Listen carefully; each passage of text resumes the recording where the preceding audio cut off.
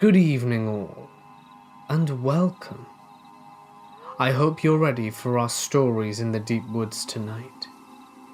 Get inside your tents, turn out those fires, and get comfortable in those sleeping bags, because it's time to let the darkness take control. I have had guns held on me. I've been in car wrecks, got stuck out in the middle of the mountains with a dislocated knee in winter, and this is easily the most frightened I have ever been. Which is weird, because I didn't really have any real reason to be scared. It was in the deep woods, in Vermont, maybe at 11 at night. I'm in my hammock, just sorta chilling. I'm reading by my headlamp, when I hear a noise. I kill my lamp and listen. It sounds like something is moving about 100 yards away. I squeeze my eyes shut. I have pretty good night eyes, but I'd just been reading, so I couldn't see much. And I listened. I didn't hear anything else, but I was uneasy. I slid out of my hammock and snuck over. There's a large flat rock with two stumps on either side, like chairs. Laid out on the rock was dinner for one, plate, flatware, a big-ass sandwich, and a dark brown bottle. I was confused and a little creeped out, but not unduly scared. I reached for the bottle, not to drink it, just curious, and when I picked it up, it was ice cold. This was the middle of summer. There was no way it had been sitting out there for more than 20 minutes. As soon as I realized that, I got that horrible ripple down my spine, and the feeling of eyes on the back of my neck. I put the bottle down real slow, and put my hand on my pistol, as I always carry a .45 in the woods. I looked around and didn't see anything, but I still felt like somebody was eyeballing me. I walked back to camp, and my head was spinning like a top. I was ready to piss myself. I made it back to camp, but the feeling inside me persisted. If anything, it was worse. It reminded me of all the times I had to go down into my grandpa's basement as a kid and walk past his old stuffed deer head. That feeling of terror, and the knowledge that if I ran, it was going to get me. It was just like that. I was scared out of my mind, but by the time I got back to camp, I was sure that if I ran, something was going to pounce out of the trees. I left all my shit and walked maybe another 20 yards through the trees to one of the mini craggy cliffs you get out there, white-knucking my pistol as those shivers rippled from the back to my neck. Every horror movie I'd ever read, every scary story I ever told, it was all bouncing around my head. I put my back to the rock, and I stayed there. I had that feeling of being watched by something that had no love for me until about 3 in the morning. When the sun came up, I packed my shit and booked it. I didn't go back to the table. I just got my gear and hoofed out of there as quickly as I could. I had to sleep another night in the woods before I was out, and while I didn't feel anything, I still hardly slept a wink. Now, I'm fairly certain there was some kind of explanation for the food, and I'm sure the feeling I got was that I was just scaring myself. That said, while I love to camp in the Green Mountain State, I haven't been within 50 miles of that spot again. And I still have nightmares about it.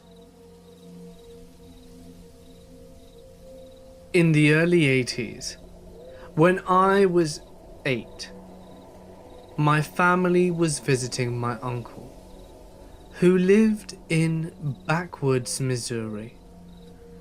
He lived on a lot of land, and the only other people who really even lived on the street were relatives, so no one else ever just happened to be out there. This meant no one ever locked their doors, because random family members were always coming by for this and that. One night, while we were there, my parents and aunt and uncle decided to go to a nearby town to go bowling, because bowling. And my brothers, who were 11 and 12, and my female cousins of 6 and 14, and myself, also a female, stayed home. It was still daylight when the adults left, but it started raining pretty hard and got dark fairly quickly. We used to play this game that was essentially hide and seek in the dark, but we cleverly called it Vampire. There was a thin little mattress on the living room floor that some of the kids would sleep on at night. So the person who was on it would lie on the mattress and fold it over themselves like a coffin and count down to midnight. When they got to midnight, they went looking for you, with all the lights off in the house, and you had to try and make it back to the coffin before you were caught. Because the house was in the country, it was pitch black at night. You have to remember that we are very literally situated in the middle of the deep, deep woods, and you could not see your hand in front of your face. What this meant for the game is that 1. You couldn't tell where the vampire was looking, so you just had to make a break for it. And 2, if you were extremely lazy, and I'm sure by now you can guess which one of us met those standards, you could just hide in the living room with the coffin and get to base quickly. Ben, my 11-year-old brother, was it, and was doing the standard countdown. I was hiding maybe 6 feet from him. As he's counting, there's a flash of light. I don't know if I was already looking at the living room window, or if the lightning made me look. But with the backlight of the lightning, I see a man with his face against the window. He had his hands on each side of his face, as if he were trying to peer in, and looks exactly like the stereotypical creepster. Heavy set, scraggly beard. I could feel every hair on my body standing on end. Immediately, I began trying to convince myself that I didn't see what I saw. But then Ben sternly whispered, "If anyone is hiding in here, stay still." I sort of croaked out, "I'm here," right as there was another flash of lightning. The creepster was still there, but was no longer trying to look in the window. Instead, he was now looking towards the front door. Ben and I immediately knew what was coming next. From where he was standing, the creepster was probably only 5 feet from the front door. Ben was the same distance, but there was a couch between him and the door, and Ben leapt over the couch and locked the door right as the creepster was trying the handle. At this point, I guess Ben decided it was best to let the creeper know that people were home and that we knew he was there. Because he flipped on the porch light and then started turning on the lights in the house. This is going to sound weird, but I was too terrified to panic. Having said that, I was relying completely on Ben to know and tell me what to do. He told me to go and lock the other doors, and was yelling for everyone to come out and lock all the windows. Honestly, the next few minutes are a haze in my mind. I remember everything up until this point extremely clearly. Then I remember the end very clearly, but I'm less clear about the middle. I know that I locked all the side doors and then the sliding glass door on the back of the house. When we've talked about it over the years, some people remember us seeing him out the back door as well. I don't think I remember that. What I clearly recall is locking the sliding glass door and standing there frozen, hearing Ben in a very calm but firm voice say, "Close the curtain. Listen to me, okay? Close the curtain." So I did. Ben can't even remember that part, and I just remember my fear in Ben's voice. We tried to call the police, but my aunt and uncle had a stupid party line, and it wouldn't work. Whether from the storm or from neighbours leaving it off the hook or whatever. For the record, they are the only people I've ever known with a party line, so this wasn't normal to me either. But for those of you who don't know what that is, in rural areas, multiple people on the same street would actually share a phone line. It would have different rings for different households, but you could pick up the phone and listen to your neighbour's conversation. We also tried to summon help on my uncle's CB radio, but it couldn't reach anyone. My uncle was a hunter, so he had a gun rack full of rifles in his room, but my older cousin was on an out-of-town hunting trip and took them with him. All we could find was a BB gun that looked like a real rifle. I vividly remember Ben trying to put me on phone duty and Scott, my older brother, on CB duty, while he stood watch at the little window at the front door with a BB gun. Maybe 30 minutes later, Ben said, "He's back! He's coming up the driveway," and the rest of us froze in fear. But Ben opened the front door and stepped out onto the porch, pointed the gun and said, "Get out of here, right now." Then we hear our cousin Kyle, who lived down the road, say, "You know that's a BB gun, right?" Even though Kyle was only 15, I remember that we felt like we'd been saved when he showed up. Kyle seemed really skeptical of our story, like we were playing a trick on him, even though we had no idea that he was coming, but he stayed up with us until our parents arrived home. Honestly, I don't even remember if we even told our parents what happened when they got home. There was definitely no police involvement though. We just went on with our trip, but never played vampire again without some mention of that night.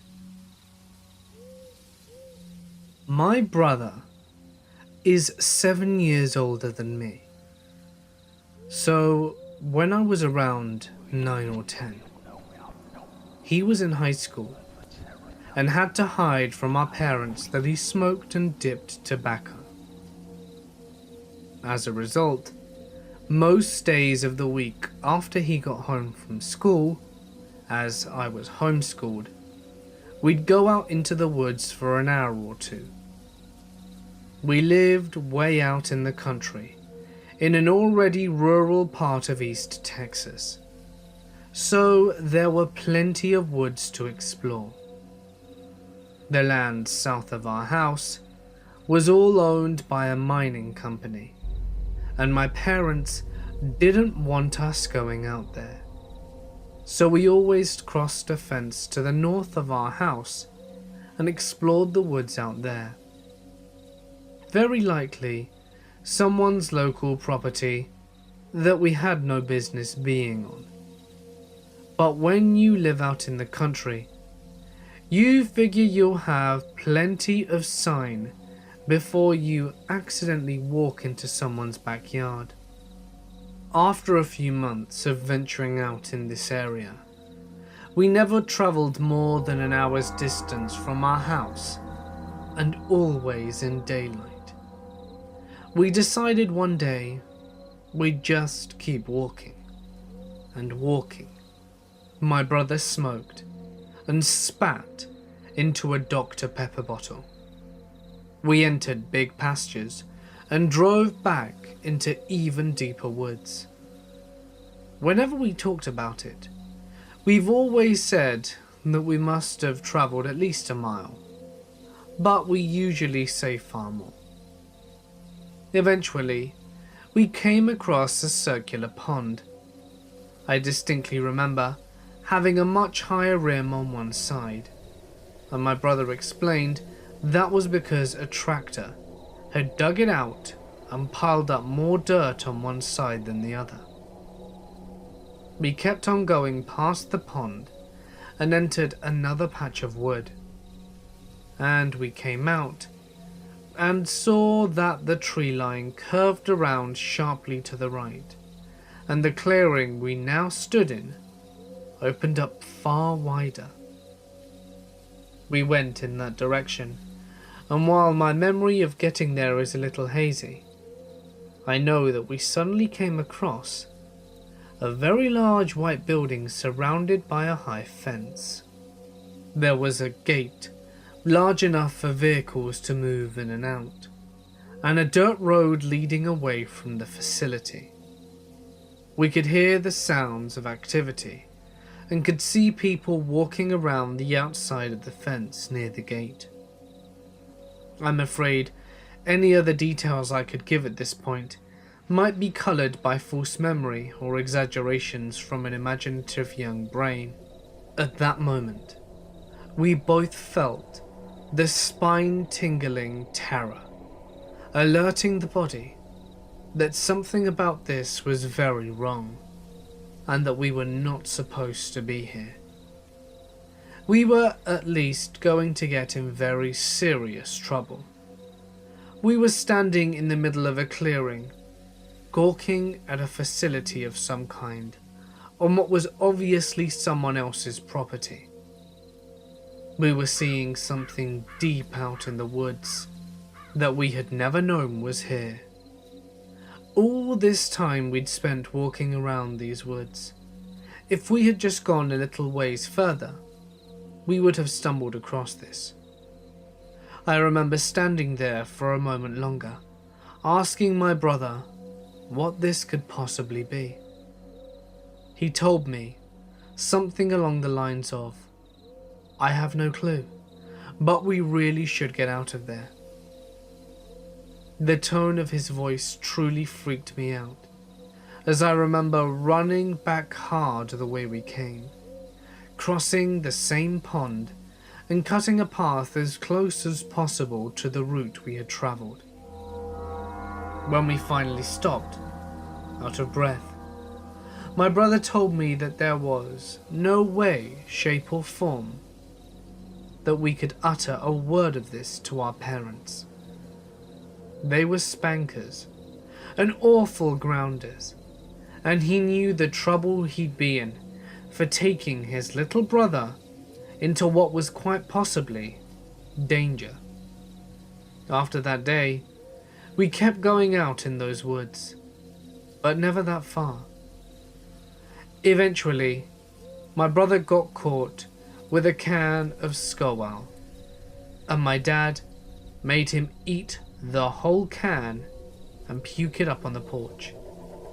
Being an easily intimidated little kid, it wasn't hard to get more information out of me than my brother's smoking and dipping habits, but I never brought up the facility we found. Over the years, my brother and I had brought it up many times. Our parents had gotten way laxer since we'd all grown up, and we even told them the story, to my mother's retroactive shock. We've added a lot of other weird ones to our arsenal in the time, as our family has always lived by huge areas of land for us to wander around. But this one would always be our favourite. It's always, remember the time we almost got killed by those government researchers? Remember the time we found that crazy building in the woods with people walking around it?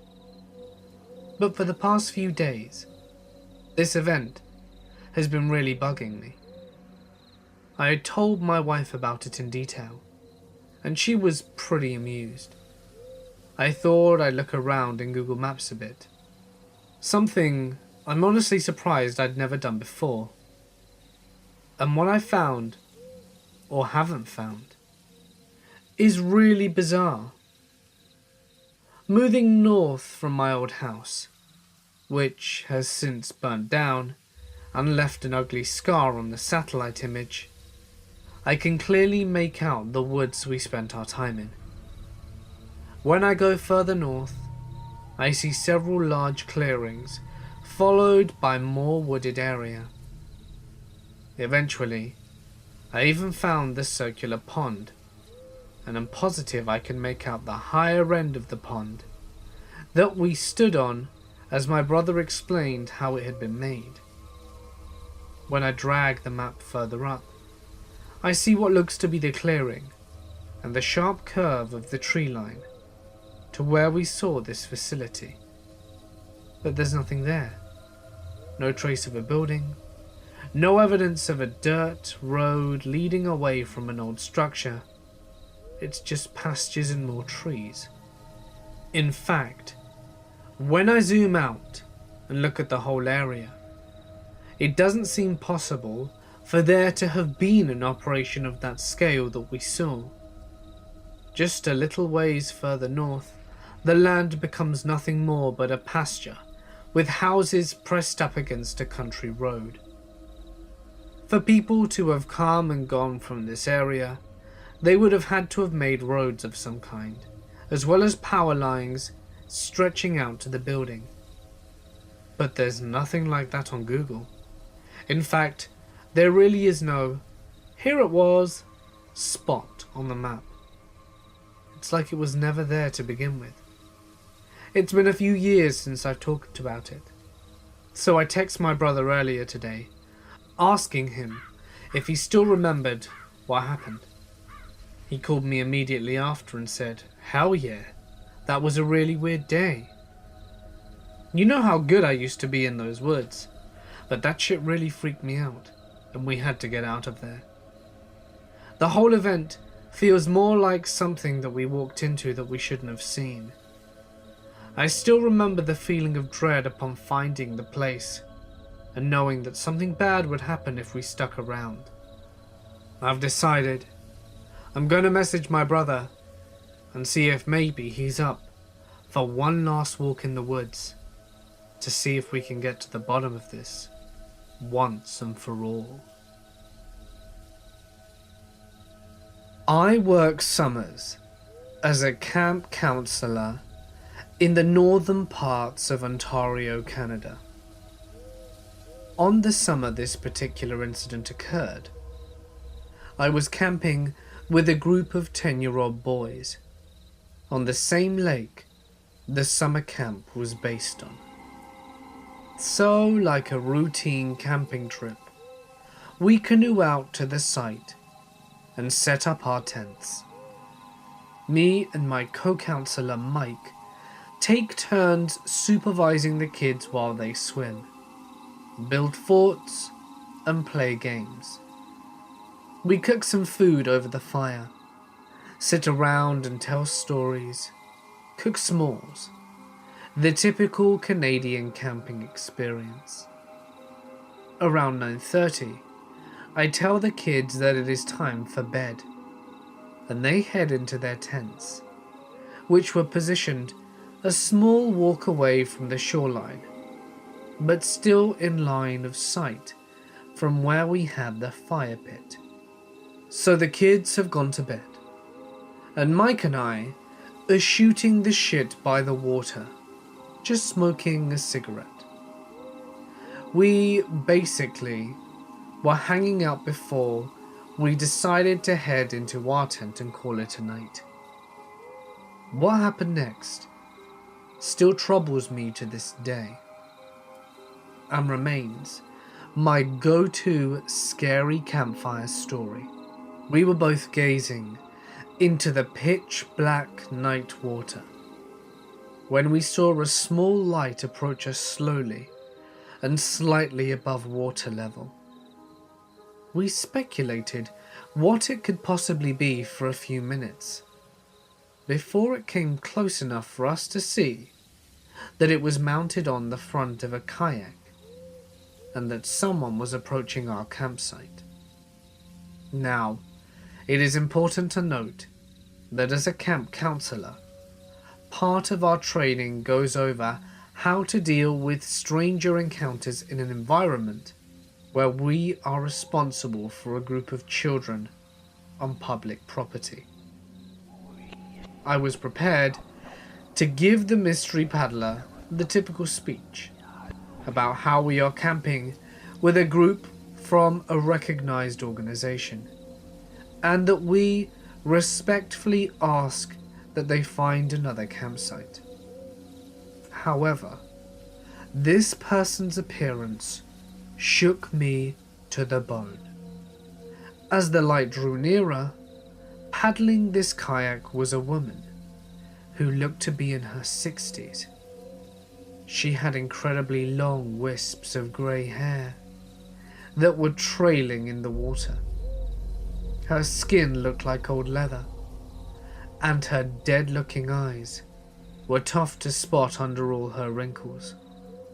She looked directly at me, and when she spoke, I realized she was missing most of her teeth.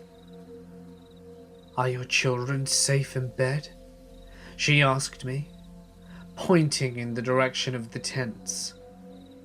Not really knowing how to respond, and, quite frankly, shitting myself, I responded by telling her that we were fine, and she had to leave. "That's good, just as expected for this time," she said with a smile, then turned her kayak and paddled off into the night.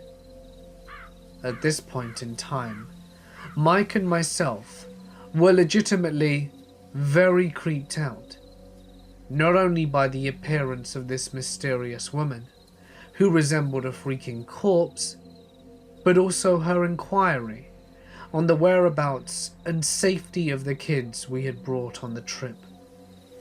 Not knowing what else to do, we grabbed our hunting knives and sat by the fire after checking on the kids. Half an hour later is where shit started to get really creepy. Across the lake, a female counselor was leading another trip for kids of the same age group. She sent me a text which read something along the lines of, "Hey Sean, stop screwing with us. This isn't funny. My kids are really creeped out." I instantly called her and let her know I had just seen someone near my campsite that seemed eerie, and that I was not trying to play a joke. Apparently, one of their kids had opened their tent door to take a piss, and had seen a woman with long hair standing with her arms open towards them near the shoreline. My boyfriend and I are a young couple in their mid-college years. We decided that we wanted to get away from working and our studies for the weekend. So we took a trip to the nearest hiking trail that is part of the Appalachian Trail. We decided to leave on a Friday once I got off work, and backpack up the trail in order to camp there over the weekend. You see, I work in a restaurant and it is very difficult to have a set time of when I am going to leave work. I ended up leaving work around 4, but we said that no matter what, we would be going on this trip. We finally left for the trail, and we began hiking at around 5:30. My boyfriend was an Eagle Scout, so we had all of the necessary supplies for a successful camping trip. A tent, sleeping bags, sleeping pads, pots, pans, stove, clothes, food, and of course, necessary substances to free our minds after the long hike. The first part of the hike was absolutely exhausting. It was all uphill, and we were both carrying at least 40 pounds in our metal-framed backpacks. An hour later, we finally passed the first shelter. If not, many of you know, a shelter on this trail is a 10-foot by 15-foot log cabin that only has 3 walls, as it is open to the outside. It is specifically used as a shelter to sleep in or hide from the rain. Midway through the hike, it began to pour dramatically in the forest, and sooner or later, we were both soaked from head to toe. The fog grew quickly, as it had been a hot and humid Friday. The trail became very slippery, and our pace slowed down tremendously. We had hoped that we were getting closer to the campsite, but it turned dark very, very quickly. We took a rest in the dark as it poured on us, in hopes that we would find our headlamps. Once we managed to find them, we placed them on our heads, still struggling to balance ourselves on top of the rocky and muddy path. I thought that by that point, we would never make it to the shelter. We walked, never giving up, although I wanted to, as my socks and shoes were wet. I was tired, hungry, drenched, and cold. The temperature had dropped more than 25 degrees Fahrenheit as we made our way up. It was around 8:30 when we finally made it through to the second shelter and campgrounds. There was a split in the path. Either you could walk straight to continue to the top of the view, which was about 1.5 miles, or you could turn slightly and walk to the right, to the campgrounds. Or you could take a 90-degree turn to the right and walk to the shelter. At that point, we were drenched from head to toe and needed to dry off. It was still raining to beat the band, so it would have been nearly impossible to set up our tent in our camp. We had decided we would stay put in the shelter until the rain had calmed down. We didn't hear anyone at the shelter, so I was extremely excited to have the place to ourselves and take a few tokes, if you know what I mean. After our hike, I was dead set on it. Once we walked down the shelter and got to the opening, there was a man and a woman in their 60s. We instantly thought to ourselves that they were an older married couple who wanted to get away for the weekend too. We told them that we wouldn't be bothering them for long, so we wet our backpacks down and attempted to dry off. The couple were very welcoming, with a lantern and an absorbing towel for me to dry off. My boyfriend and I both took our shirts off since they were both carrying a lot of water weight. The couple seemed to be very normal, and the man brought a cute dog with him that I enjoyed playing with. We began introducing ourselves with our names, where we were from, and what we were doing. They both said that they were in their 60s. Their names were Joe and Maya, and they were just messing around for the weekend. In between sentences, they were taking large gulps of what looked to be alcohol in their water packs. They said they were just having fun and met online, which veered off into dropping hints that they were on the trail having an affair. The older woman, who says that she comes from West Virginia, struck me as very off. It began with her looks, having scraggly shoulder-length grey hair, with circular glasses resting on her face. Her teeth were very dark, nearly covered with a brown film, as if she had used hardcore drugs in the past. She wore a pullover, hiking boots, and jean shorts that nearly exposed everything. Joe, on the other hand, was just your average white male, who had grey hair and a tad overweight. They spoke about their past employments and what they had done in life. Maya said she was a writer, which I did admire. Information about ourselves was exchanged too, since they seemed very friendly. I was in a bad mood though, and very irritable until I smoked some. My boyfriend and I periodically showed each other our phones in order to communicate, as we didn't have a bit of service in the shelter. We agreed that it was okay if we started smoking, since they were becoming drunk. They said they didn't mind, but would like to join. I thought it was absolutely insane that they wanted to smoke too. The man only took 2 hits, but the woman took many. She was struggling a lot to even flick the lighter.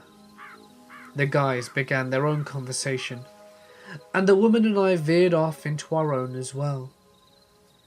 The woman began with asking me to tell her a story. As she inched closer and closer to me, she would ask me to tell her a story. She grew more and more demanding, saying, "Tell me a story." My boyfriend and I met online, just as they did. So I was going to tell her the story about how we met. I began the story with, "So you met him online, right?" The woman nearly cuts me off and angrily says, "What? Why would you say that?" I said to her, "You all met online, right?" She nearly cuts me off again, and more aggressively says, "What? Why would you say that?" I said again, "Earlier, Joe said that you all met online, didn't you?" And then she nearly shouts and growls, "Why would you say that?" I wanted to jump away from that conversation so quickly, so I asked her, "Well, you're a writer, you said, right? So why don't you tell me one of your best stories?" The woman becomes happy and giggly, and while swirling her hands around her head in the air, she says, "Well, I am a writer, in my mind." I was extremely confused and creeped out. I didn't know what to say. I'm the type of person to laugh it off, so that's what I did. She just said she enjoyed being a writer in her mind. I look over at my boyfriend and Joe's conversation, and it seemed to be as normal as could be. There was absolutely nothing wrong about it. But Maya nearly gave me the chills as she got my attention, getting closer into my face, asking me what I was saying. The problem was that I wasn't saying anything. I was absolutely silent, ignoring her.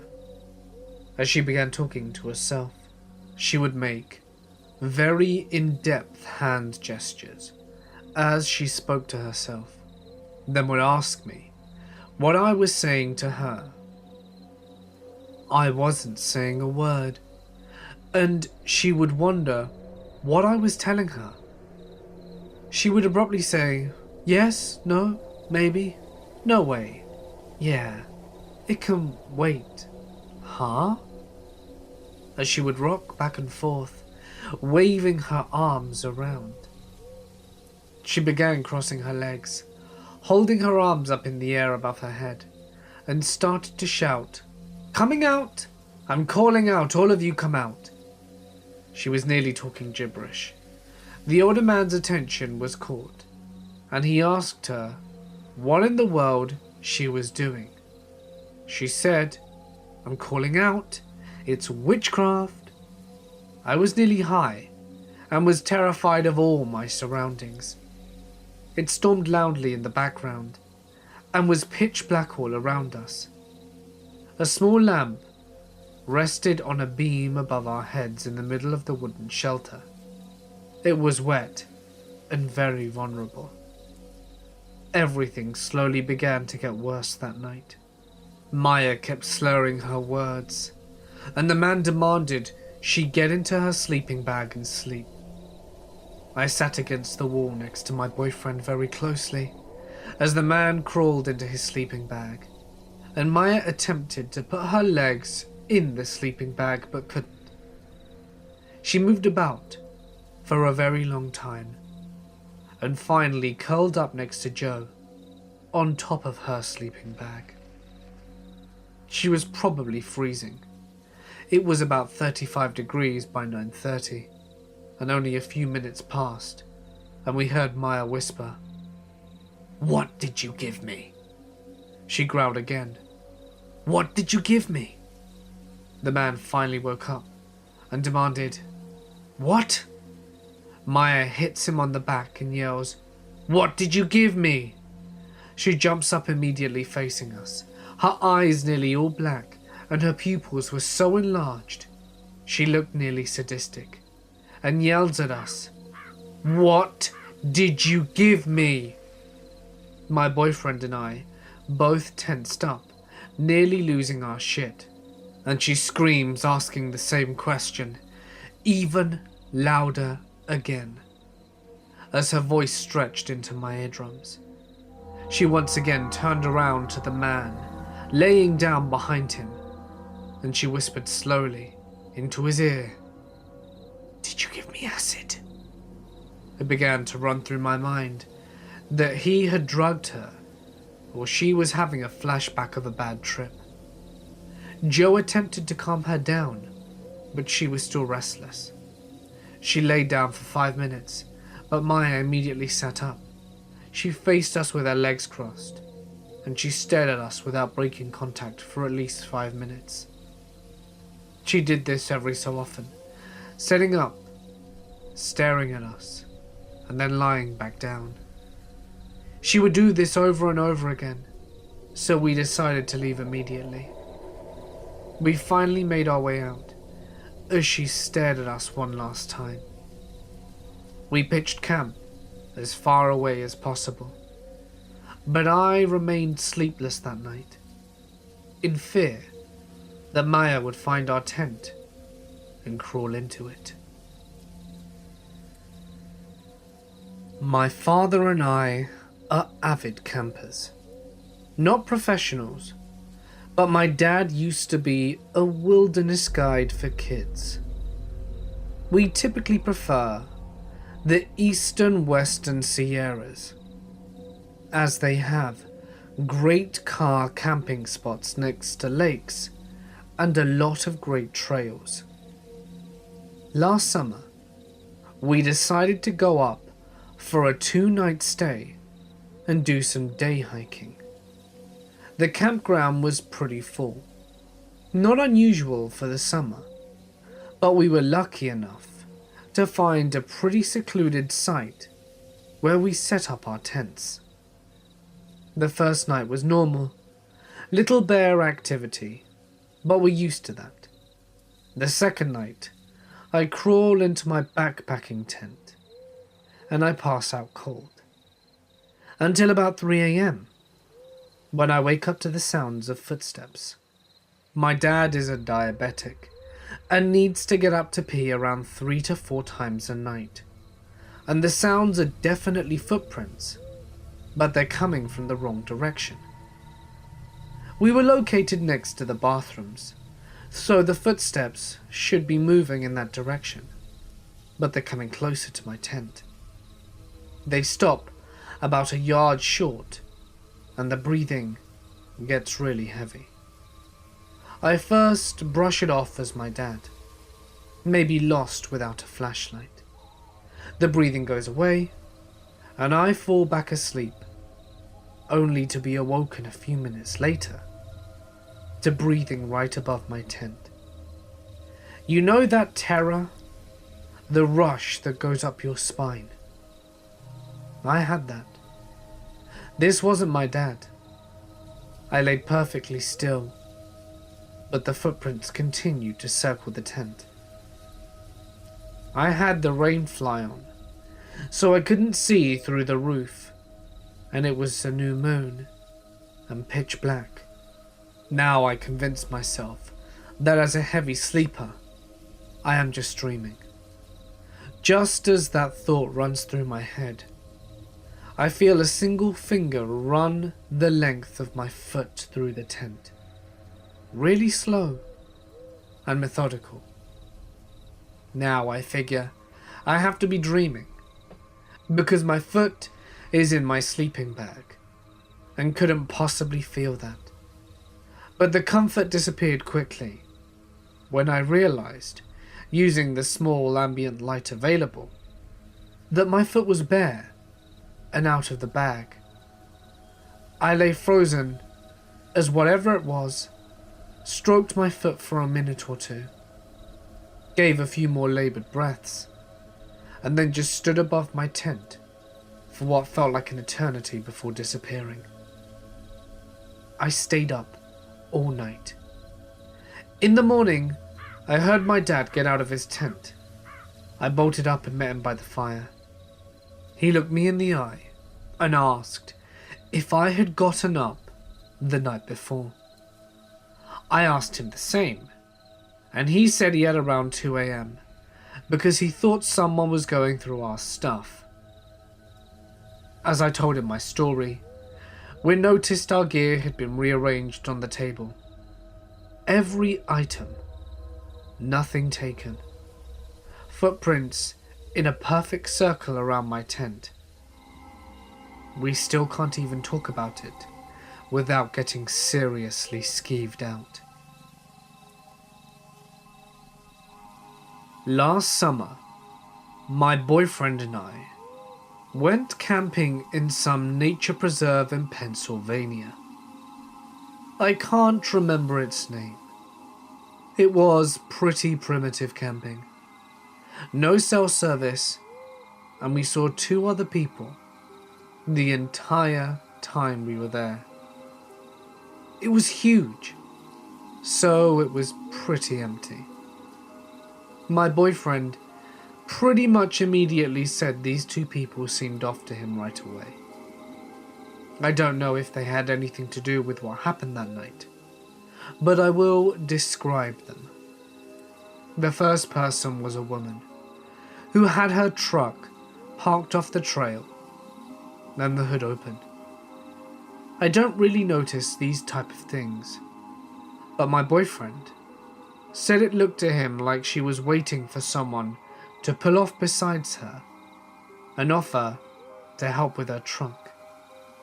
Normally, my boyfriend is the type to at least offer to call someone, but he said she skeeved him out enough, so he didn't want to draw her attention more than necessary. The next person we drove by several times whilst we were setting up. He just kept driving by slowly and looking at us. I didn't even notice though, until my boyfriend had already pointed out that he'd done it twice before. Whether these two people had anything sinister going or not, the real story had to do with what woke us at around 3 a.m. It was incredibly loud and sudden. I couldn't describe it or even compare it to anything, but my boyfriend said it sounded to him similar to a chain gun revving up, or someone using a large metal tool to scrape gravel. My boyfriend jumped up and looked out the little window of the tent. The sound happened again and again, and was getting noticeably closer each time. I was about to piss myself, but my boyfriend told me it was probably miles off. I didn't question this, because loud noises can be heard from miles off, right? Well, later, my boyfriend told me that's because he didn't want to scare me. It really sounded like it was coming from right down the little dirt road. At one point, he said he suspected it was right in front of our campsite. The only reason he didn't tell me to get out and dart for the car was because he was afraid it could be someone trying to scare us out the tent for some dreadful reason. He whispered. I should have noticed he was whispering and knew something was wrong, since otherwise he'd just speak normally, right? For me to go back to sleep. However, I couldn't, because every sound I heard made me think someone was sneaking up to the tent. Eventually, my boyfriend told me to get out and help him pack up. It was maybe 20 minutes after the sound stopped. He held our only weapon, a machete, in front of him. It was a full moon, or close to it, and we didn't need a light. While we were packing quickly, I noticed an empty beer can close to our dead campfire. It wasn't there when we were asleep around 10 p.m, and neither of us had bought any beer. Thankfully, we got out of there, and for the rest of the trip, we either camped in areas well populated by the campers, or got a hotel room. I was hiking and camping in the Okefenokee swamp. My girlfriend and I were far from being the only ones there. But when we woke up one morning, we took a canoe out in the swamp to explore. It was early, and there was a thick layer of fog resting just atop the water. The whole swamp was completely still. No animals in sight at all. We paddled down the waterway for a while and saw nothing else. Not a single person. Not a bird. Not anything. We did not hear a single sound. We had just cornered a bend in the swamp, and we hear it. The loudest guttural bellow I have ever heard in my life. I could feel it echo through my chest, a true dinosaur sound. We ceased our paddling to look up at each other, a little bit creeped out. We knew it was an alligator, but we had never heard one that loud. We both looked behind the canoe, and behind us, the backs and eyes of at least 20 alligators had risen. They had just surfaced out of nowhere. We slowly start paddling forwards, and we hear more bellows. They came from all around us, in front, behind, to the sides. Sounds emanating from the bush-covered banks. Each glance behind us, we saw more eyes appear, more scaled mounds breaking the water's surface. From the banks in front, We could catch tails sliding in the water. Ripples of the huge reptiles broke the water all around us. We looked back again as we paddled faster. Easily 40 alligators behind us now, and we began to see them appear in front. 10 to 15 huge lizards seemingly blocking our path. Then, one of the largest alligators I had ever seen surfaces right where my paddle was going down. I hit the beast on the back of the head, and the thrash he made was incredible. When his massive head hit the side of the small canoe, I thought we were going to go into the water. Water came into the canoe as the side dipped down. The beast disappeared below the boat, and we held steady. We paddled forward as fast as we could, right into the dotted landscape of scales and eyes. Behind us, the same guttural roar echoed through my body. As we cut through the field of eyes and backs, we started to see a path clear. The huge monster that had almost capsized us bellowed one last time. We turned as we made it past the last of the animals, and we could see the monster staring at us, watching us leave. All the other alligators began to sink to the water's floor. The big guy stayed there watching until he was satisfied we had gone. Then he disappeared without a sound, back into the black murky depths of the swamp. We banked the canoe further up, got out, and just sat around for a while talking about what had just happened.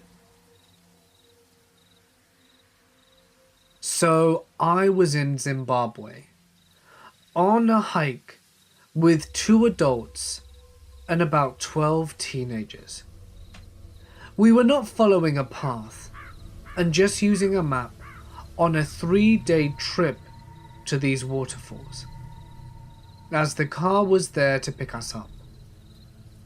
We come to a dam with about a 20 to 30 area of beach sand. This is very unnatural and caused a lot of discussion. Where the beach stopped, there were granite boulders and large rocks. It was very attractive, and we decided to set up camp early. 1 hour later, someone finds this cave. The mouth was small, and we had to go down on all fours to get in. But once inside, wow, 3-meter high ceilings and 10 meters long. It was amazing. There was a crack in the ceiling allowing a beam of light to come streaming through. Naturally, the majority of us wanted to sleep in there.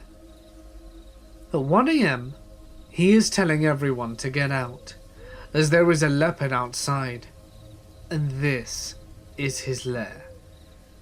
They often chose caves to reside in. I'm not too fazed, as this guy was always scheming up practical jokes. So I rolled over and pretended to sleep. Next thing I know, my sleeping bag is being pulled off me, and I am being ordered to get out now, or I am responsible for myself. I then realized he was not kidding, so I scurried out. We all then sat as close as we could to the fire, as we watched the eyes of the leopard, pacing up and down in the darkness, less than a stone's throw away, but has the water to our backs, so we were stuck. Fortunately, the leopard did not like the activity and moved off. However, they hunt at night, and we were pretty much sitting ducks, so I didn't sleep much that night. Every sound was a threat, and every moving bush was one step closer to the end of my life. Looking at the tracks next morning that circled the campsite, we were pretty freaking lucky.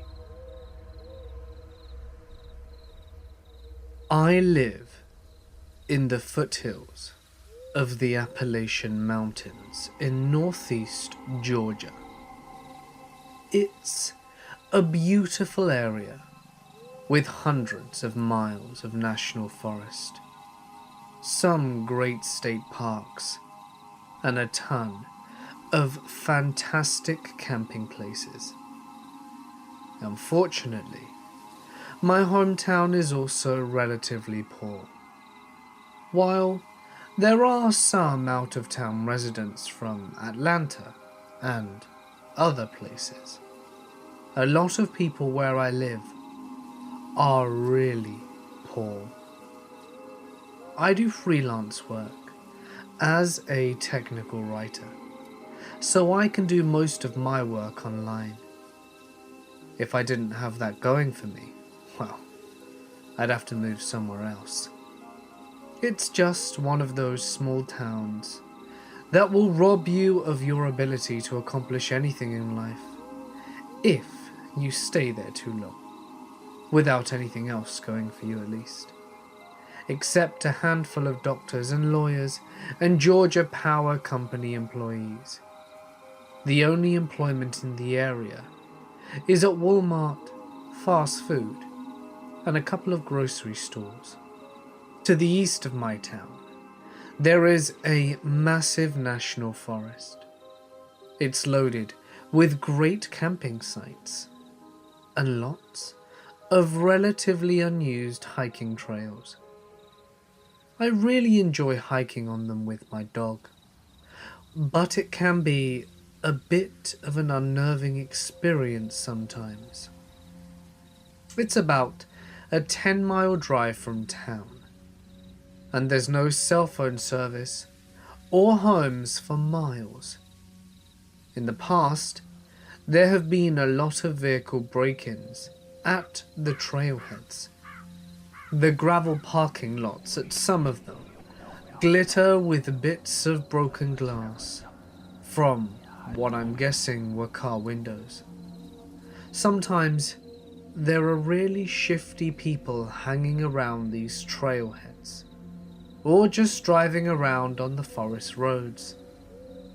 They are really rough roads, and you'll see these beat-up $500 cars just barreling along roads meant for 4x4. Some of the people you see in the cars look like the guy that got crushed by an ATM in Breaking Bad. All that being said, it is still a great place to camp. However, you just have to be careful. So a few years ago, two of my friends and I decided to go play paintball in the national forest. I know, it probably isn't legal.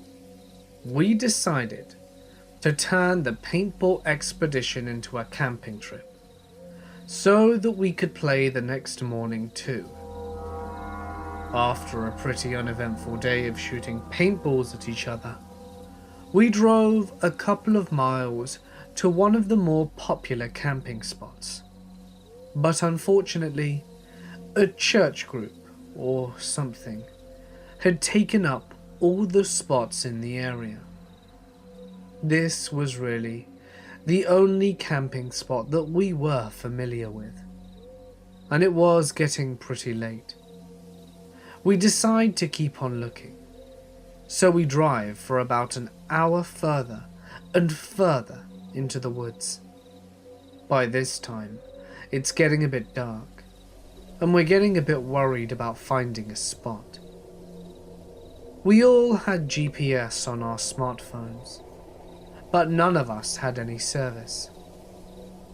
We turn off onto an unfamiliar road that isn't in very good shape. In fact, it looks like the Forest Service rangers used a backhoe to block off the road with a mound of dirt. A broken metal barrier lay in the woods nearby. That said, it looked like the 4x4 vehicles had been going over the mound, so it was pretty worn down. Our F-150 had pretty high clearance, so we decided to go over the mound. There was an old gravel road on the other side, and the road was pretty much clear of debris. We drove a few miles down this road and came across an opening next to a small creek. There were some blue tarps hanging over a plywood table nailed to a tree, which seemed kind of odd. That said, it was pretty much dark at this point, and we didn't want to keep driving around all night looking for a camping spot. We left the truck light running, and we set up the tent. As we began setting up the tent, I started to notice that there was a lot of trash in the woods surrounding the site. I see a green bottle laying on the ground. I take a look at the bottle, and I see it's a bottle of home and garden insecticide.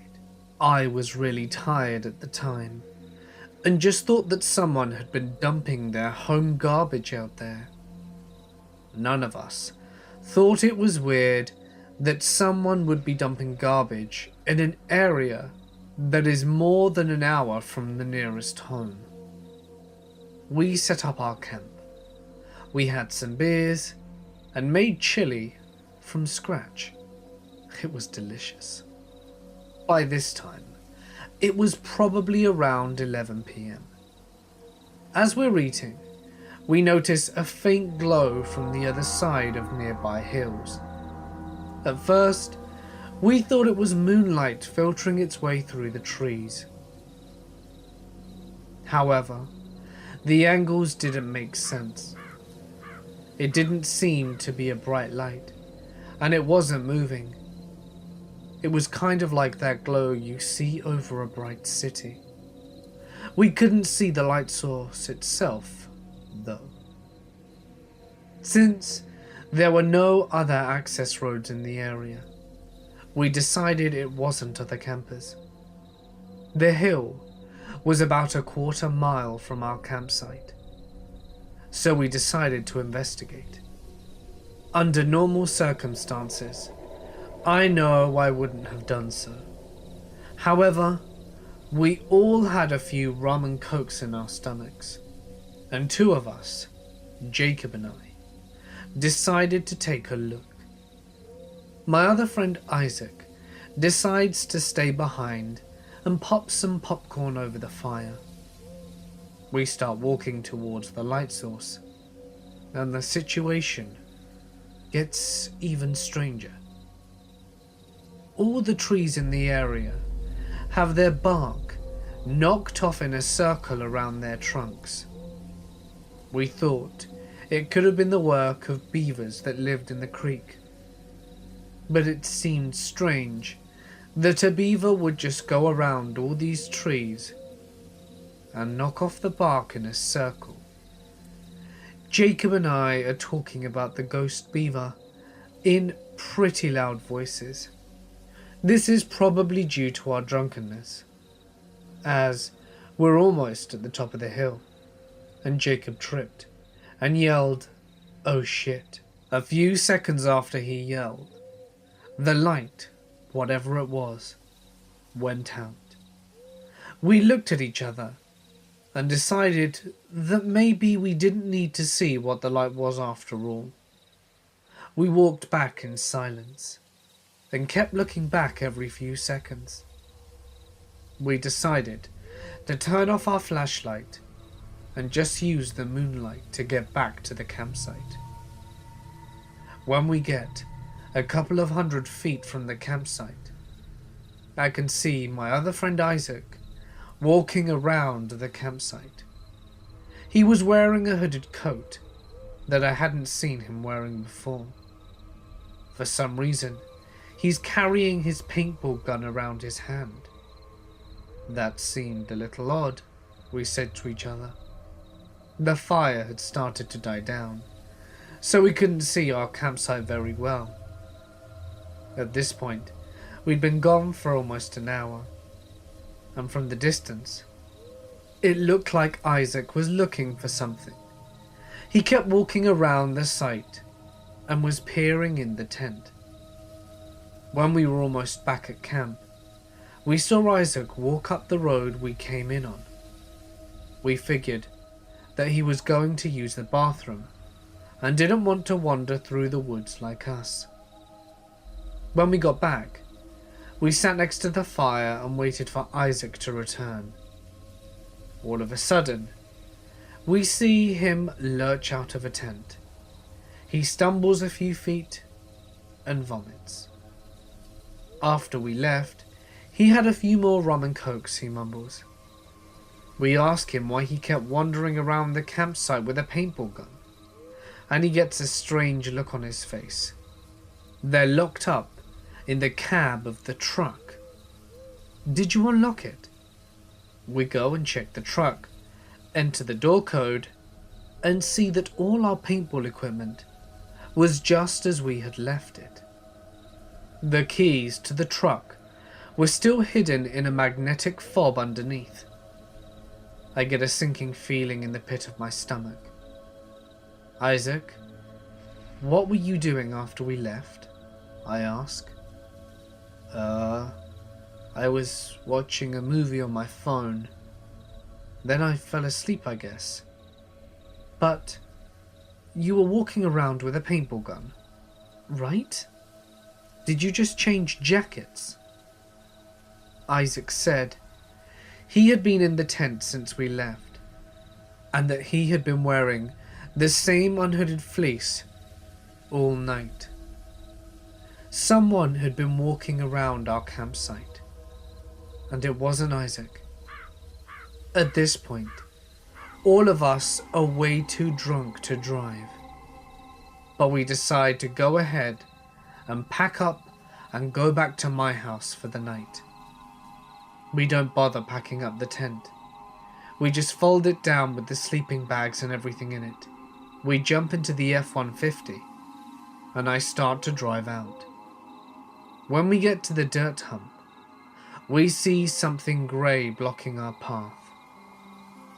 The metal barrier that had been lying in the woods earlier is now back on its stand, right on top of the hump. By this point, all of us had sobered up to the situation, and no one wants to get out of the cart and try and move the barrier.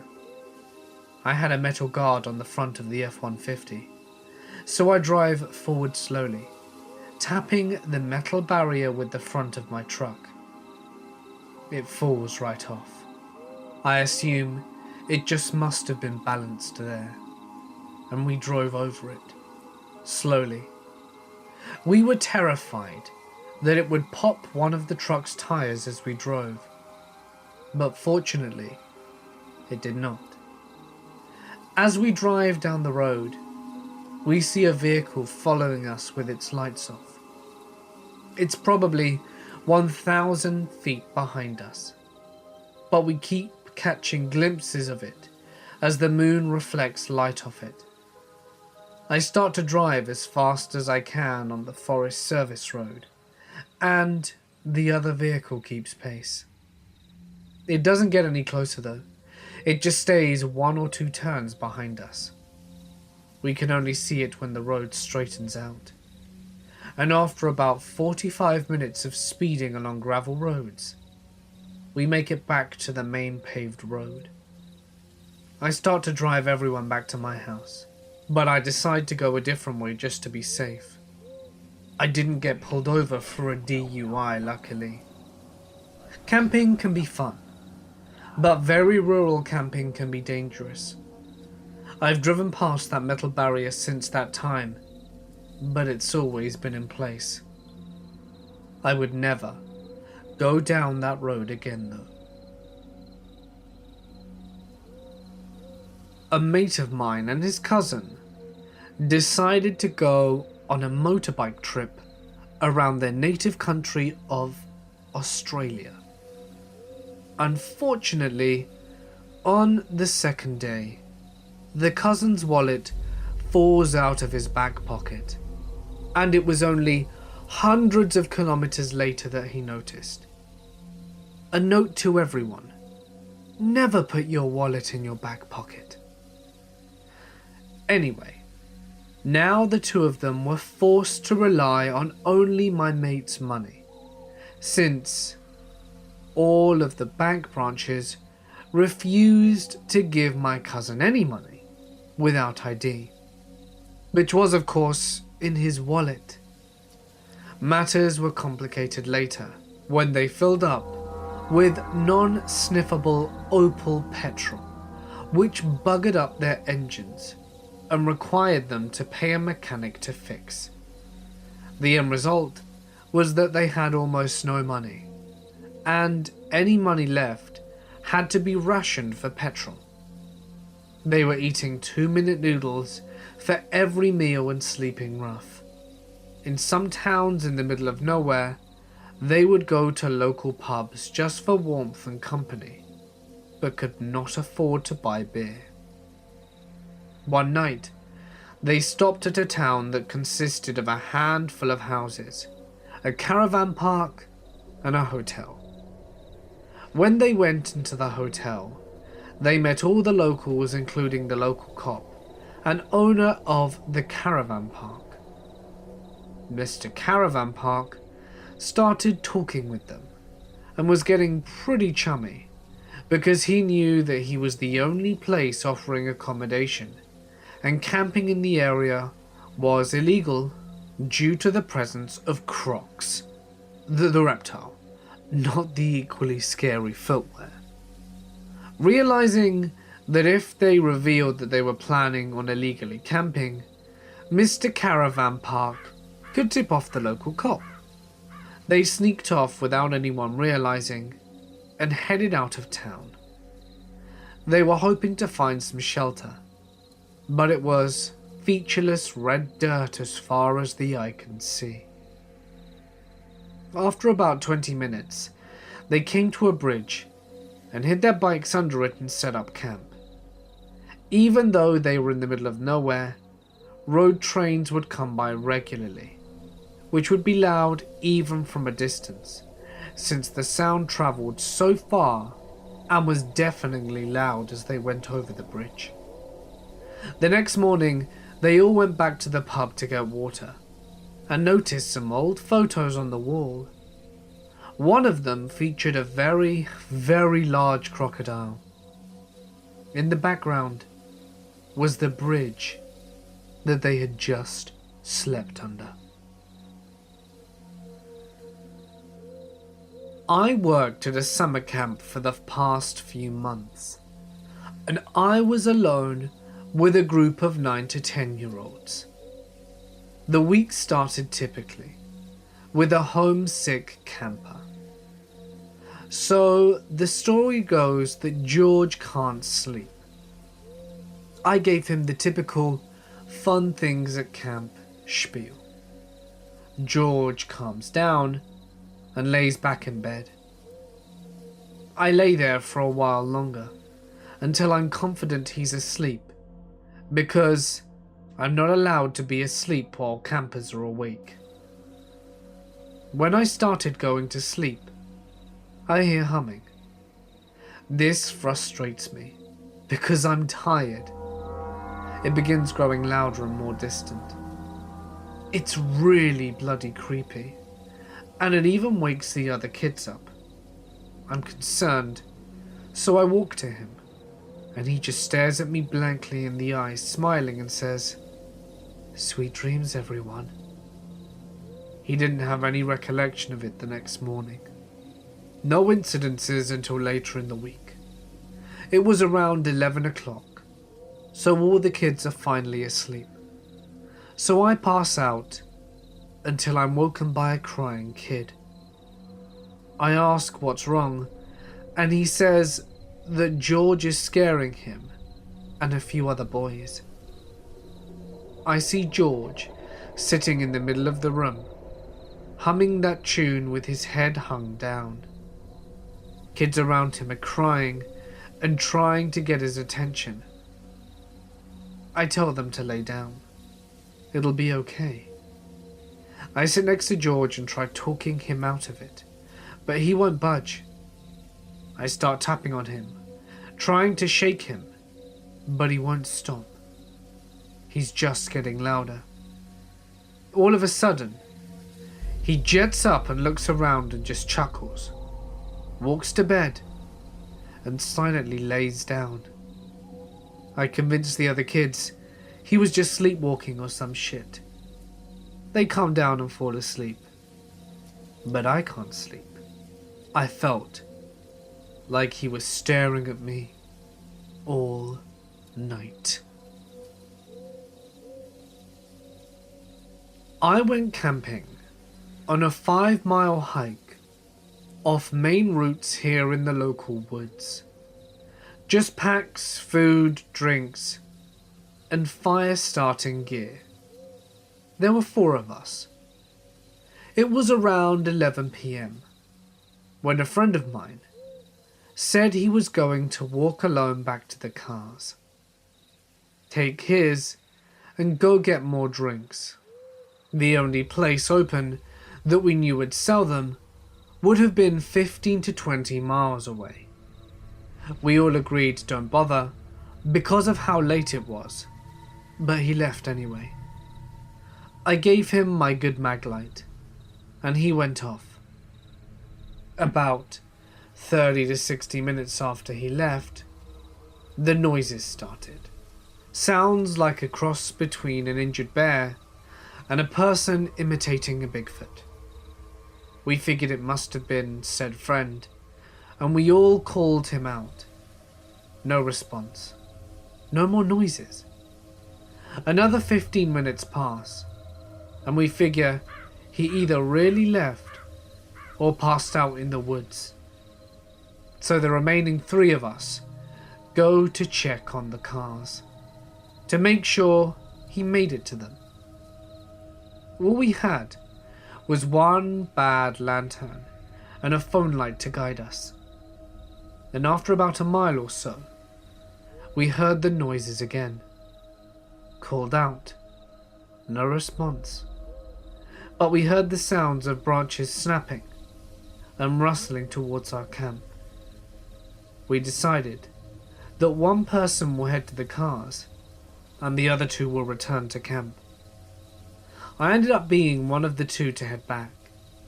Friend 2 took the lantern and we walked back just using a bit of moonlight on the phone. We walked for a mile but didn't see our campfire, but we could smell the smoke. After about 10 minutes, we found the ashes. It didn't burn out. It was smothered with water, but not by us. Enough to say we were freaked out, not being able to see anyone else out there. We couldn't start a new fire, so we decided to cut and run, loaded our stuff, except for 1 or 2 items, and hiked for about a mile, until we roughly hit the spot where we separated from friend 2, and heard the noises again. This time, much closer, and right behind us. Time to dash, we thought, for about 2 miles anyhow. I couldn't handle more than that. I'm a bigger guy. Pure fear got to me 2 miles in. We only went back to walking when we hit a trail, not just cutting through forest. We felt safe. Well, ish. Knowing that the cars would be in sight any moment now. We got to where the cars were parked, and something seemed weird. 2 of the 3 cars were missing. Friend 2 had left in his car, and we had no idea why. We loaded up and hopped into my car and went to leave, but noticed the car was leaning. Got out and checked the tires, and noticed there was a knife dug into one of them. My knife. I pulled it out, realizing it was mine. Checked, and noticed mine was gone. Shit. We started walking down the highway, still in the deep woods towards town. Friend 1 saw us, picked us up, and we left. We came back next day for the car.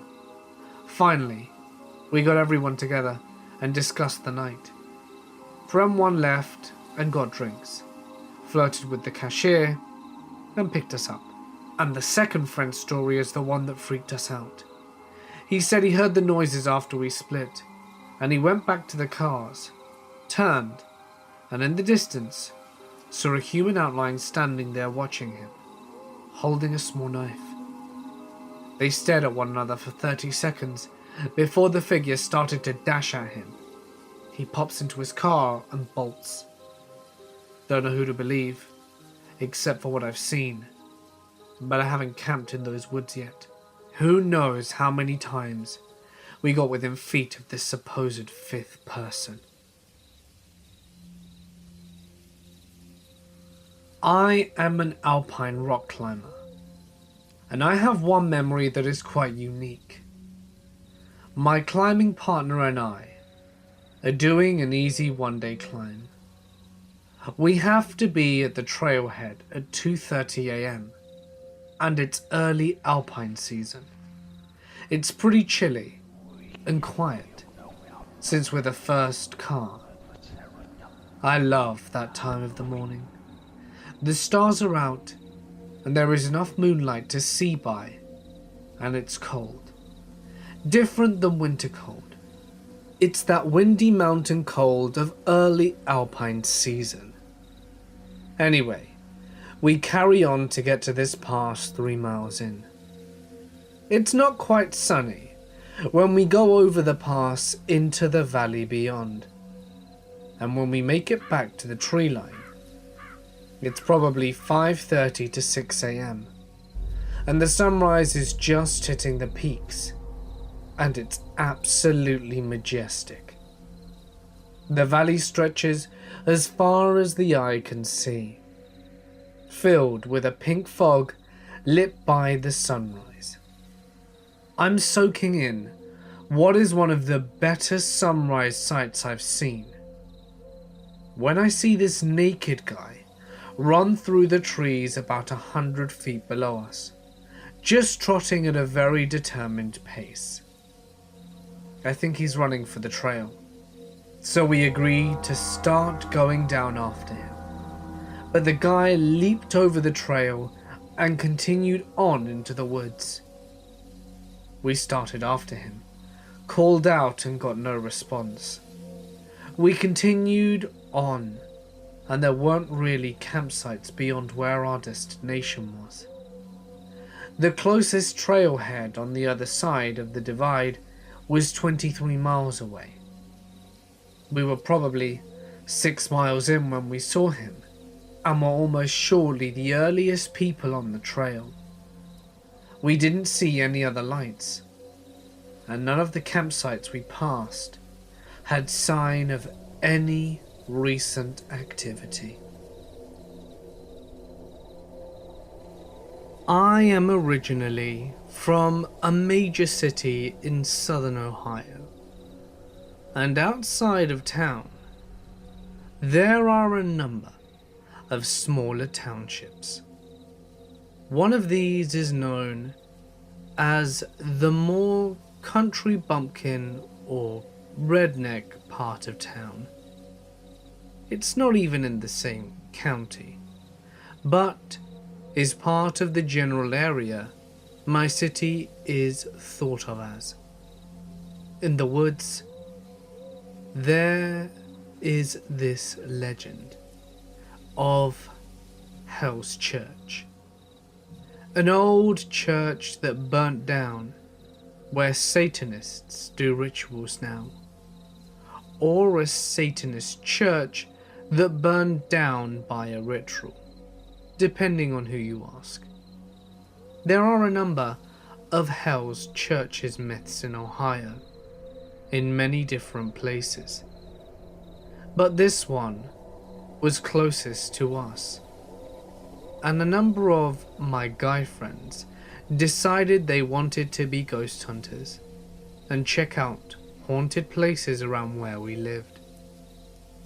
We were all juniors in high school, and while all of us obviously thought this was just stupid bullshit, we thought it was funny to go out and scare ourselves. Plus, most people had cars or driving licenses by now, so we were enjoying this new burst of freedom. I'm a scaredy cat about most stuff like this, but I was the most tomboyish girl in the group, and always kind of wanted to be able to hang out with the guys.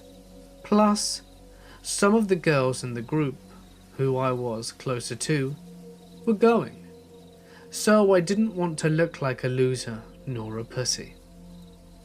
So one day in November, we decide we are going to go out one night and try to find this church. We had actually been to this location once before that fall, but one of my friends had a curfew. So after exploring an old barn and the railroad tracks on a nearby bridge, we left. We hadn't found the church, supposedly just a chimney at this point, to our disappointment and my mild relief. We took 2 cars out there, going past more populous parts of our city and back to this woodsy area. I can't honestly tell you how we got there, but I know it's off a state highway, then an abandoned access road past some old warehouse, and then down a dirt road. Once you get down the dirt road, there's a kind of thicker part of the road early on where we parked cars off the shoulder. We did this because the road thins out and becomes impossible to drive down. And also, someone clearly owns this land, and later down the road, there is some no trespassing signage. I'm sure tons of kids come back here, so it didn't seem odd to me that they wanted to block this place off. I barely thought twice about it. We get out of our cars and start walking to the dirt road, wandering off the path from time to time to check out barns or clearings where we thought the chimney might be. At first, it was just scary because it was dark and old or whatever. But then the barns started to get weirder. Like, they were filled with weird spray painting symbols and bullshit. But that's not what bothered us. We figured whoever was there before us did it, which I still 100% believe. But also other stuff, like dead owls that looked like they had been opened up, though they were dried out and decomposed by the time we got there, and other bits that looked like they may have come from animals. I was grossed out, but we all kind of agreed that these probably came from the teenagers that were trying to fake a satanic ritual, or the animals that got trapped in the falling apart barn and died there to be picked apart by other animals. My friends are now hardcore trying to find this stupid chimney, so they keep taking off through the trees into the clearing. Myself and the 2 other girls, who were there kind of hanging back on the tree line for most part of it, getting a bit more nervous and a little irritated each time we came up empty. As we kept going, we find a bike on the tree line.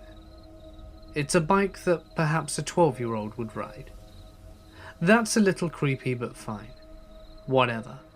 It probably belonged to someone who owned the land, and we decided that we were just going to go up a bit further, and soon enough, we find another bike. This one is older, a little rusted, but still undersized. We didn't talk too much about the other bike, just kind of mumbling that it's probably still nothing.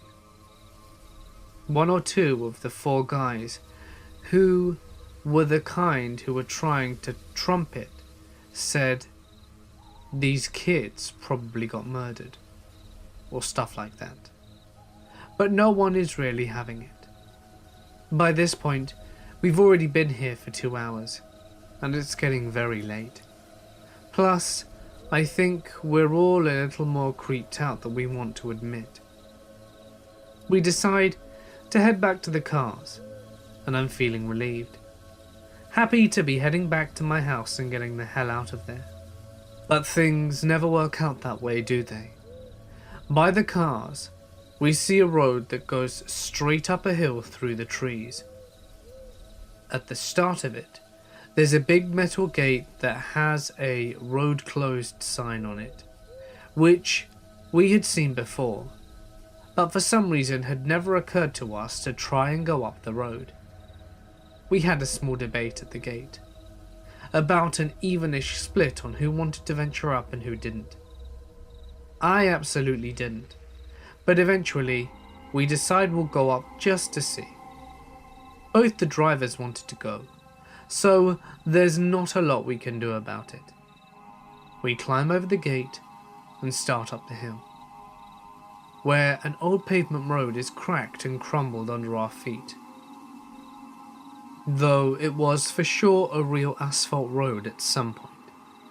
In addition to the road condition, and the brush being an obstacle, someone had felled a bunch of trees over the path, purposefully blocking off the road from any cars. Some of us started seriously questioning if we should be doing this, arguing that someone obviously wanted to keep us out of there, but we were getting teased for being afraid and kept going.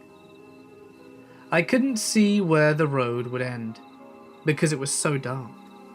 We had a few flashlights, but it wouldn't do us much good, and the tree made it hard to see. Plus the road was super steep, so all you could really see was up, with a little moonlight peeking through the trees.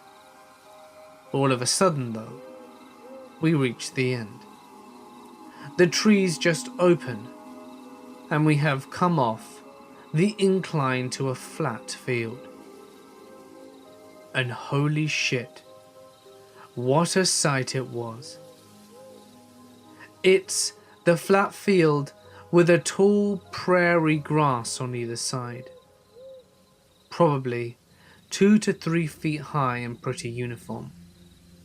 The path we are on splits the large clearing we are in down the center, and leads through the grass to a cul-de-sac with 3 buildings. 2 look like they are farmhouses, with 1 barnish building. They were wood, and while they may have been painted at one point, they looked like they had mostly weathered and had been stripped by time. I see this and I am done.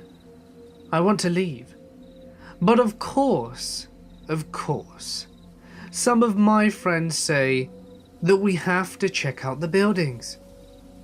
At this point, I finally put my foot down, as do the other 2 girls, and one of the 4 guy friends who decided it was enough for him.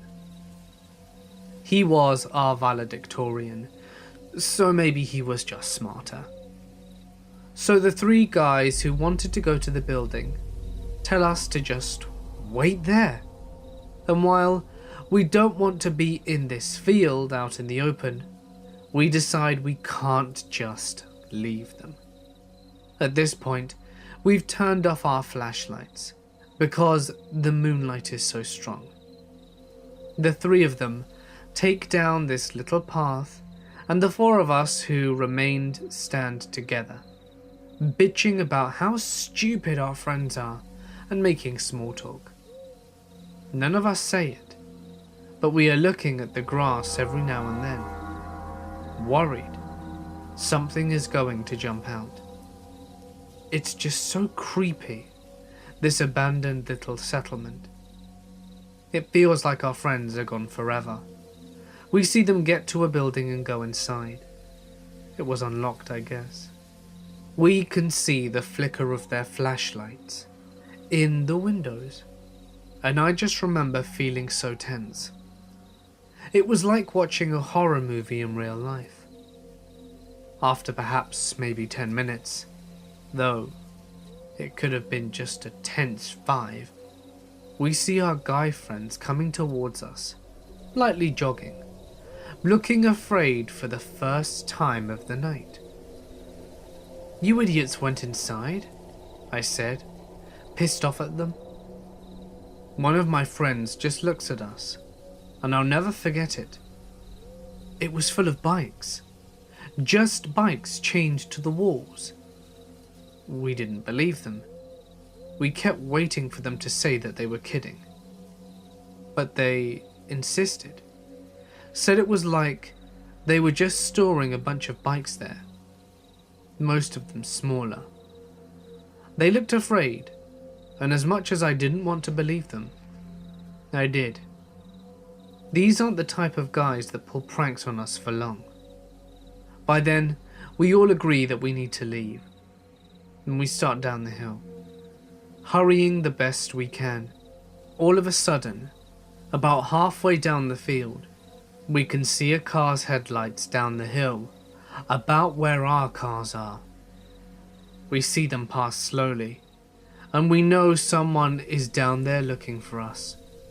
Because it's so far off the beaten path, we figure it's one of two things. The cops. And we are going to be screwed for trespassing. 2. The people who own this land, or these houses or something, and they're going to either call the cops or murder us. We know the road isn't long, so they'll probably be turning around, circling back soon enough. And because our cars are there, they'll probably wait for us.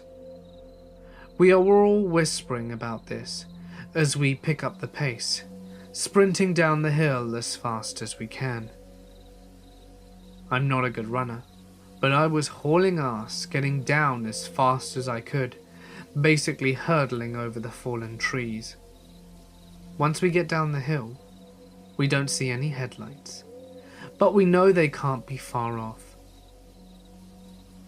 One of our friends yells for us to jump in the cars, and we're fumbling with the doors like a horror flick, too nervous to get into them. We get in, and just as we start the cars up, we see the headlights speeding down the road. A giant black truck roaring up behind us.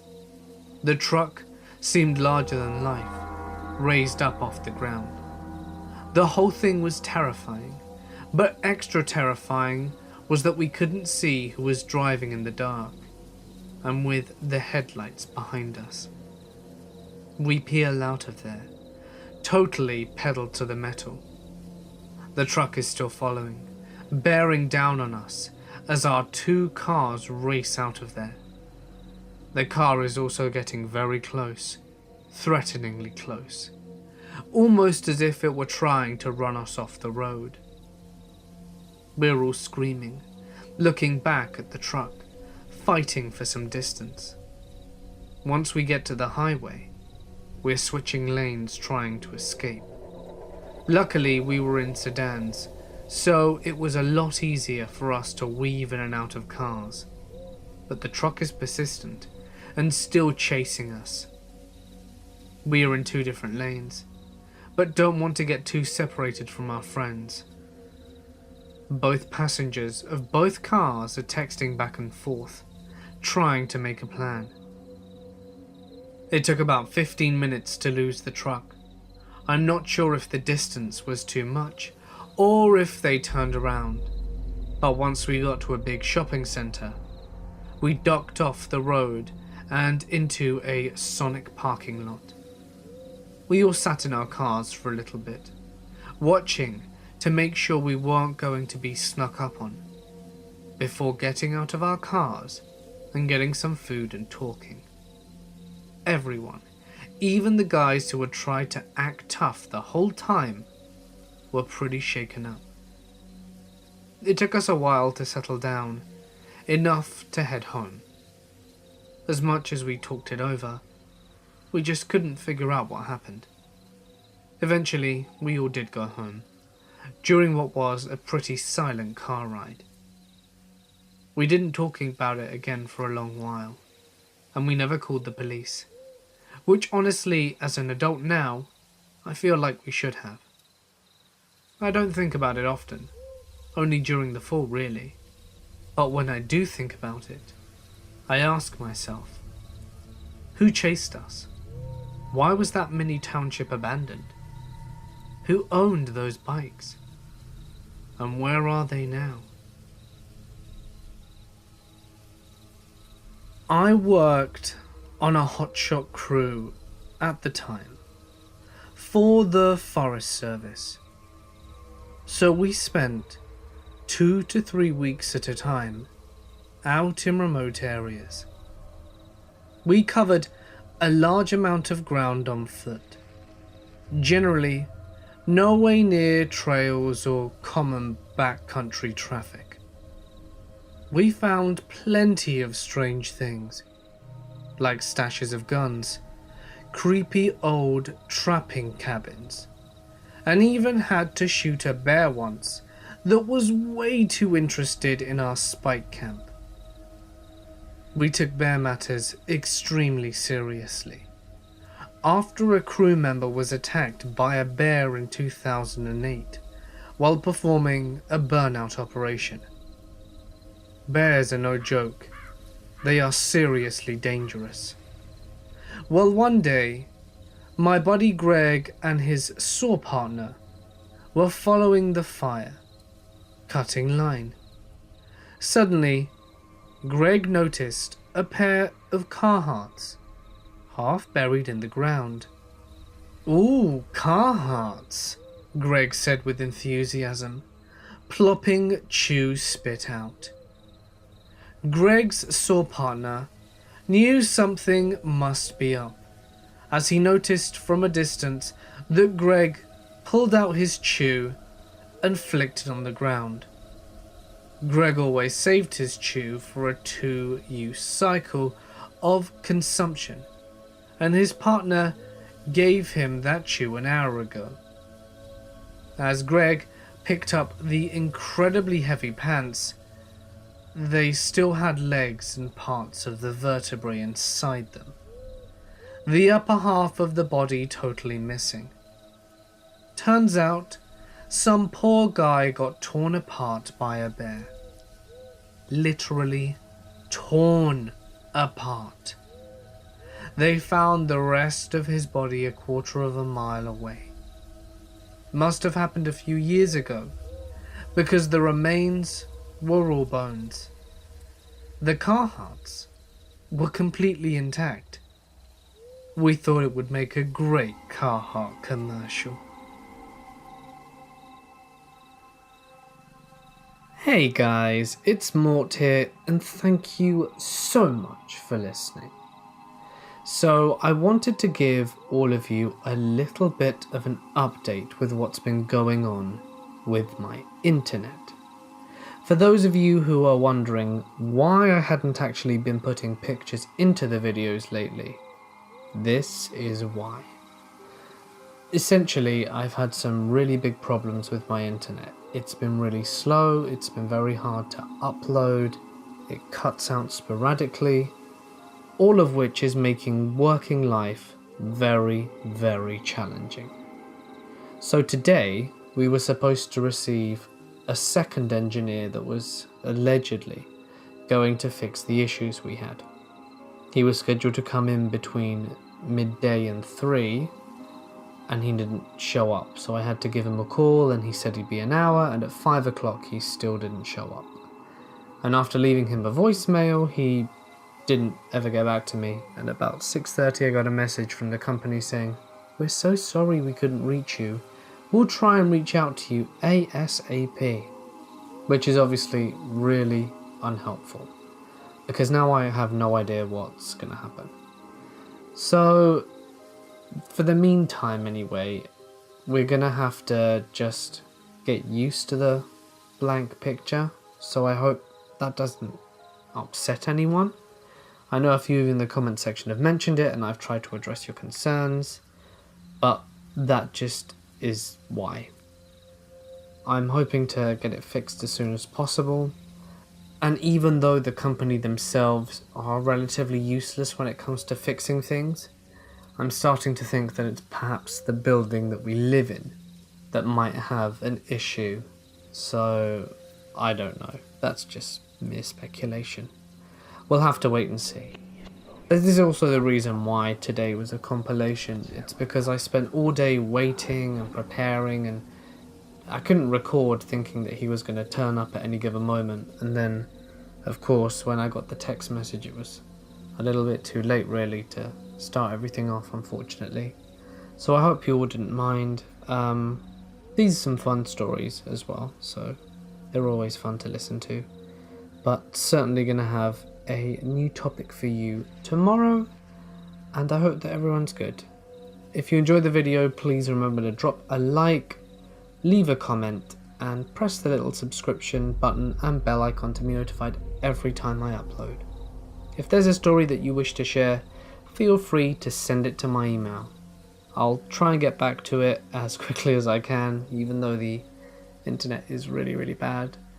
But yeah, go ahead and send it over. Just please try and paragraph it. Use plenty of punctuation, as that does help me read it and you guys listen when I read it out. But anyway, for now guys, I'm gonna sign off. And I'm sorry if you found the rant uninteresting. I just wanted to vent how frustrating it is trying to deal with this and getting no help from the provider. But anyway, stay awesome, and I'll see you in the next one.